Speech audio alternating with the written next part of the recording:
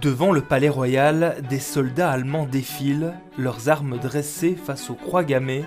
Nous sommes en juin 1940, Bruxelles est occupée. Et cela depuis quelques jours seulement, et la capitulation du 28 mai débute alors une période d'occupation militaire pour la Belgique. Les Bruxellois souffrent, intimidés et rationnés.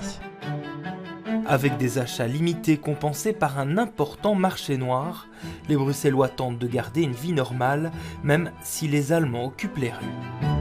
Pour 90% de la population, l'essentiel c'est survivre, protéger sa famille, faire en sorte que les enfants puissent continuer à aller à l'école. Seuls 10% de la population va réellement s'engager, que ce soit dans la collaboration ou dans la résistance. Pour des catégories particulières de population, à partir du printemps 1942, pour la population juive, la situation devient extrêmement dramatique. Le port de l'étoile est imposé. Le 3 septembre 1942 se tient la seule et unique rafle à Bruxelles. Au total, 37% des Juifs de Bruxelles mourront déportés, d'autres seront cachés. À Anderlecht, Mariette a 19 ans lors de la rafle. Avec ses parents, elle aide à cacher sa petite voisine juive moussienne. Je l'ai amenée à la maison et j'ai dit « Maman, il faut faire quelque chose pour Moussienne.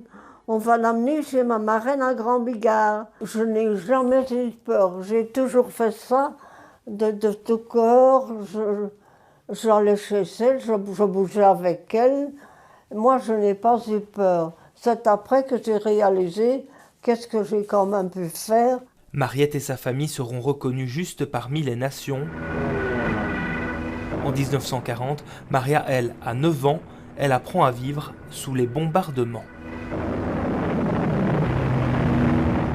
Moi, toute petite, j'étais en dessous de la table et je priais, j'avais peur. Ce qui était normal, hein.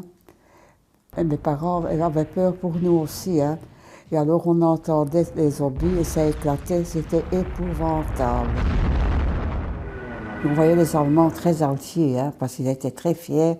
Ils étaient blinquants, tout ce que vous voulez, mais on avait très peur. Et tandis que l'occupation se poursuit à Bruxelles, la libération débute en Normandie. Les Alliés débarquent le 6 juin. Et le grand jour, le jour D, est arrivé. La première flotte d'invasion s'élance à l'assaut de la forteresse nazie. Les Belges de la brigade Piron libèrent ainsi plusieurs villes et villages vidés de leurs habitants, comme s'en souvenait ce vétéran éverrois. Ça donnait une impression de désolation quand même, une très grande impression. Comme à Cabourg d'ailleurs, entrer dans une ville vide, mais on s'est rattrapé à Villers, par exemple. Là, j'ai un souvenir de cette foule qui nous accueillait. Ils n'avaient pas évacué Villers-sur-Mer et la foule était là. C'était quelque chose d'extraordinaire. Ils sont encore en Normandie lorsque sur la BBC, un message codé retentit. La jonquille jaune est en fleurs. Bruxelles va être libérée. Le 2 septembre, la brigade Piron se trouve dans la région de Rouen. C'est à ce moment-là que Piron apprend que son unité est rattachée au 30e corps britannique du général Horrocks et qu'il doit foncer vers Bruxelles. Et on a roulé là toute la journée, la nuit, fatigué, mais on était certains d'arriver au bon moment à Bruxelles. La brigade roule alors vers la Belgique, prémisse à la libération de notre capitale.